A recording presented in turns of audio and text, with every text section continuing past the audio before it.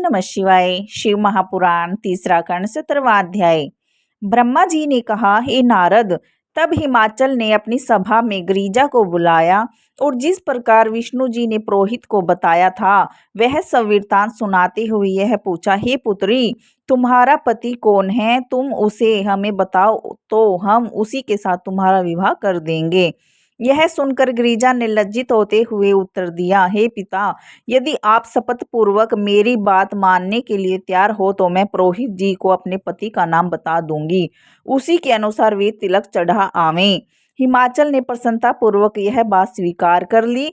तब गिरिजा ने पुरोहित को अलग ले जाकर कहा कि तीनों लोकों में सबसे उत्तम जो कैलाश पर्वत है वहाँ शिवजी निवास करते हैं।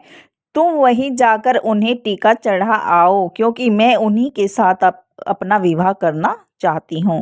हे नारद, यह सुनकर पुरोहित अपने साथ ही एक नाई को लेकर टीका चढ़ाने के लिए चल दिए, परंतु उन्होंने नाई को यह नहीं बताया कि वे किस व्यक्ति को टीका चढ़ाने के लिए जा रहे हैं। अरस्तु जब वे कैलाश पर्वत पर पहुंचे तो वहां एक वट वृक्ष के नीचे शिवजी को दूर से ही बैठा देखकर उन्हें प्रणाम किया। उस समय शिवजी ध्यान मगन बैठे थे। अरस्तु वे दोनों भी कुछ दूरी पर चुपचाप बैठ गए, लेकिन थोड़ी देर बाद ही नाई ने क्रोध में भरकर पुरोहित से कहा, हे पुरोहित जी, तुम मुझे ऐसे निर्जन स्थान पर क्यों ले आए हो? यहाँ तो चारों ओर दैत्य ही दैत्य दिखाई पड़ रहे हैं। अरस्तु, यहाँ प्राण बचाना असंभव है। तुम यहाँ से तुरंत भाग चलो और गिरिजा के लिए कोई दूसरा पति ढूंढो। यह व्यक्ति तो गिरिजा का पति होने में असमर्थ है।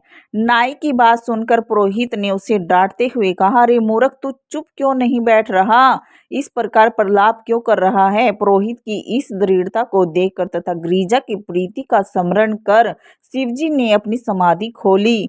उस समय पुरोहित हाथ जोड़कर उनके सामने जा खड़ा हुआ और बहुत प्रकार से स्तुति और प्रशंसा करने लगा। हे नारद, पुरोहित ने गिरिजा के गुण तथा सौंदर्य का वर्णन करते हुए शिवजी से कहा, हे प्रभु, गिरिजा आपके साथ विवाह करना चाहती है, अतः आप उसे स्वीकार करें। शिवजी ने उनसे कहा, हे पुरोहित, तुम्हें ऐसी बात करना उचित नहीं है, क्योंकि हिमाचल की पुत्री के साथ संबंध करने के योग्य हम नहीं हैं। हिमाचल पर्वतों के राजा हैं तथा बहुत ही धनवान हैं। इसके विपरीत हम निर्धन हैं। मित्रता, शत्रुता तथा विवाह अपने सम्मान बल वालों के साथ करनी चाहिए। गिरिजा मुझे अपना पति बनाकर कोई भी सुख नहीं पावेगी, बल्कि ये कहिए कि मेरी भांग घोटते समय उसे बहुत ही कष्ट उठाना पड़ेगा। वह राजपुत्री है, अतः उसका विवाह किसी राजा के साथ ही होना उचित है।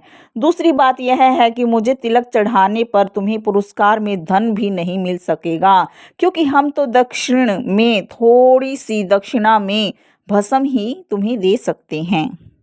हे नारद, शिवजी की यह बात सुनकर पुरोहित ने उत्तर दिया, हे प्रभु, यदि आपकी भस्म हमें मिल जाए तो इससे बढ़कर हमारे भाग्य और क्या होंगे।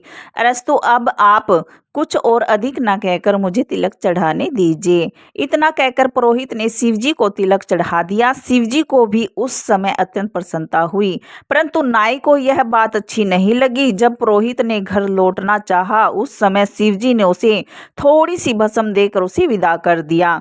इसी प्रकार नाई को भी उन्होंने थोड़ी सी भस्म दे दी, परंतु पुरोहित तो उस भस्म को पाकर बहुत प्रसन्न हुआ, परंतु नाई को अत्यंत क्रोध आया। उसने पुरोहित से कहा, हे पुरोहित जी, तुमने राजा हिमाचल की पुत्री का तिलक एक अवधूत को चढ़ा दिया। इससे बढ़कर बुरी बात और क्या हो सकती है? भला तुमने किस लोभ में पड़कर ऐसा बुरा काम किया है?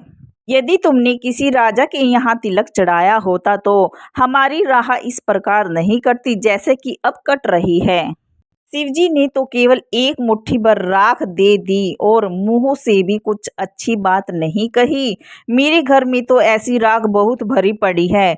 यदि तुम्हारे घर में न हो तो तुम भले ही ले जाओ। मुझे तो उन्होंने मार्ग का खर्चा भी नहीं दिया। अब भला मैं किस प्रकार अपने घर तक पहुंचूं?